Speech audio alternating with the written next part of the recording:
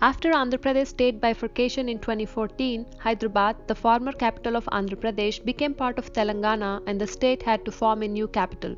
N. Chandrababu Naidu, the Chief Minister of Andhra Pradesh during that time, studied various regions in the state and chose a group of 29 villages in Guntur district as the new capital of AP and named it Amaravati.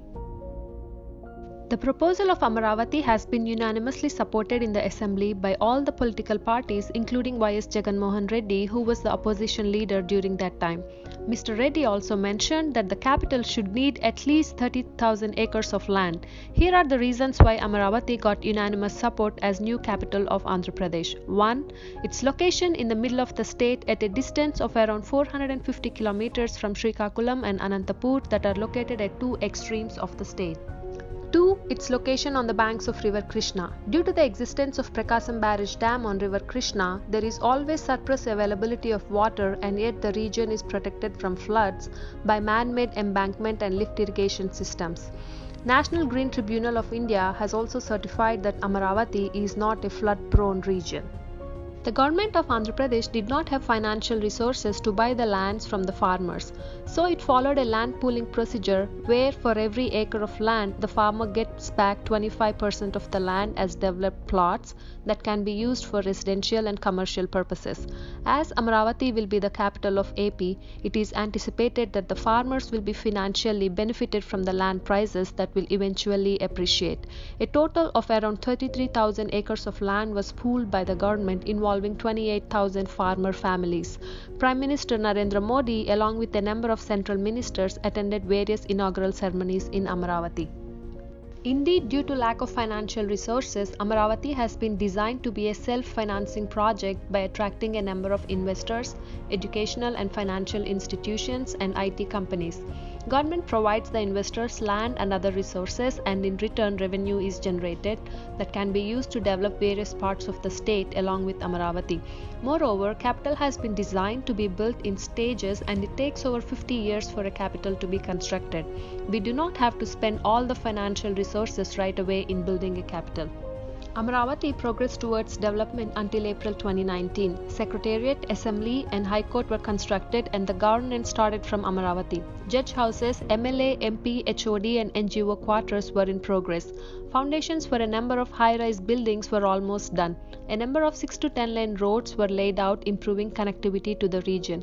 Educational institutions and universities were established. After assembly elections in April 2019, the government changed and Y.S. Jagan Mohan Reddy came into power. The new government claimed that Amaravati project should be reanalyzed and ceased all the constructions right away. The projects never reinitialized.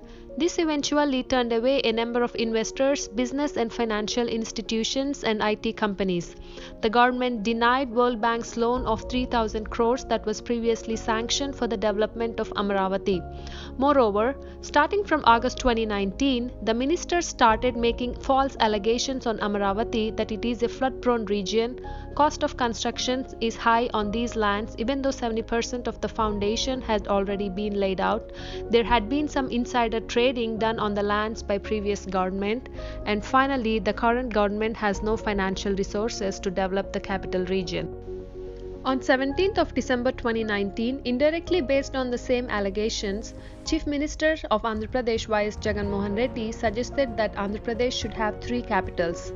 The same was declared a couple of days later in a report presented by G.N. Rao committee that was implemented by Jagan Mohan Reddy's government, implying Kurnool as judicial capital by relocating High Court from Amaravati to Kurnool, Vishakapattanam as executive and financial capital by relocating Secretariat, Assembly, CM's office and to attract investors to Vishakapattanam, and Amaravati as legislative capital where winter assembly sessions will be held for 15 days per year along with a couple of educational institutions. The GN Rao committee is propagating that the decision of 3 capitals has been made after consulting 2000 farmers in Amaravati, where in fact the farmers are in denial of this.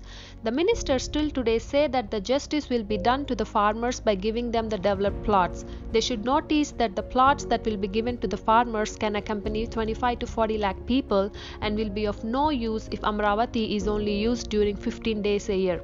A senior leader in the government also stated that the lands can be returned to the farmers if necessary.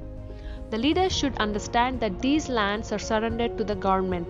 They can neither be returned nor be useful for agricultural purposes.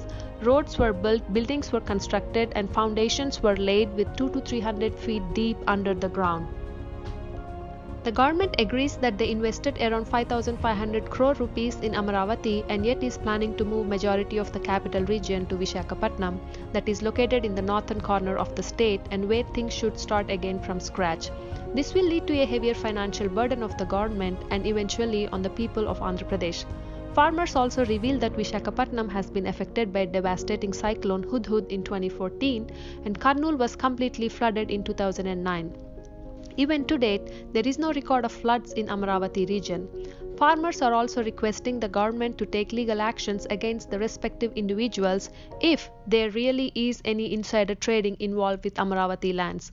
No clear explanation was given to the farmers till date regarding the change of capital of Andhra Pradesh. Is it because of the financial gain of political leaders or is it a mere brutal grudge on the decision made by former government? In either case, the farmers of Amaravati have become the victims. Farmers clearly state that they are not against the decentralization of development of the state, implying that the investment should be brought into various parts of the state and no region is 100% suitable to construct a capital. There are always trade-offs involved. At the same time, they are asking the government to keep up the promise by declaring Amaravati as the executive capital of the state. Starting from 18th of December 2019, farmers started protesting against the decision made by the government of Andhra Pradesh. Today, there are around 150,000 individuals, including farmers and their families, who are drastically affected by this decision. Media has been suppressed and not much of the protests are being telecasted. The farmers were either called paid artists or cases were filed against those who spoke to the media. This is a movement not involving any particular caste, region, religion or political party. The movement is against the betrayal of Andhra Pradesh government to the farmers of Amaravati. We request people from all corners of the country to support the Save Amaravati Farmers movement. Jai Hind.